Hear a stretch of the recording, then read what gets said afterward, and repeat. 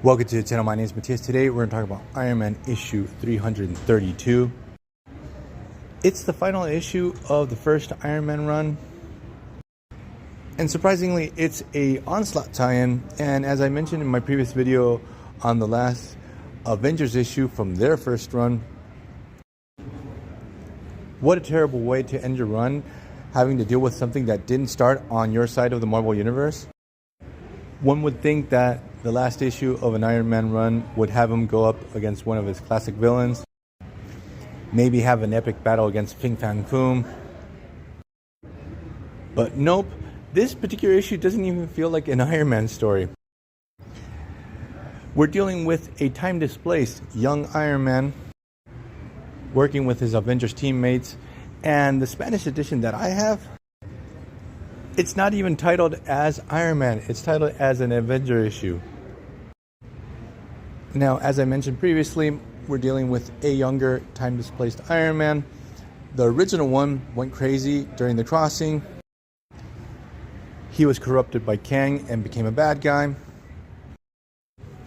Now the story starts off with Iron Man, Quicksilver, and Hank Pym running around the sewers of New York. They're trying to reach the Wakandan embassy. They can't go above ground because there are way too many Sentinels patrolling the streets. But for some unexplained reason, the sewers start to flood. This leads to the Avengers having to go to the surface. We get a brief little battle between the Avengers and the Sentinels. But the thing is that obviously they're outnumbered. They have to make a run for it. They're able to seek refuge in the Wakandan embassy. Once in the embassy, Tony tells T'Challa, look, we really need vibranium.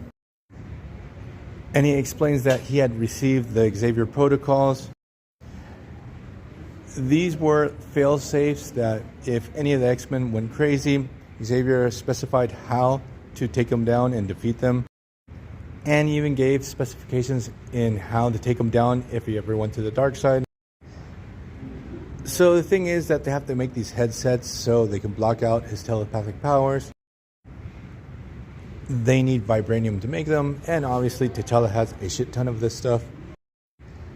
And we turn the page, and then all of a sudden we have Tony with 20 of these headsets. I have no idea how he made so many.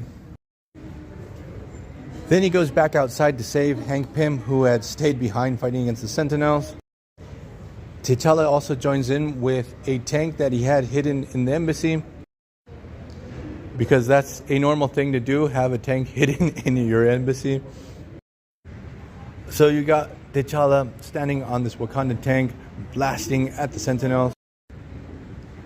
Tony too, but it seems that now the Sentinels are not a problem anymore. The issue ends with Tony with all those mental blockers. He's going to go flying to the rest of the heroes. This will give him the upper hand in taking down Onslaught, which in the final issue of this crossover, you're going to see no one with these headsets on. Did everyone collectively forget to put them on? Or maybe no one waited for Tony and they just went into battle without him? So many stupid nerd questions. But we're going to leave this video here. I hope you guys liked it. See you guys next time. Bye.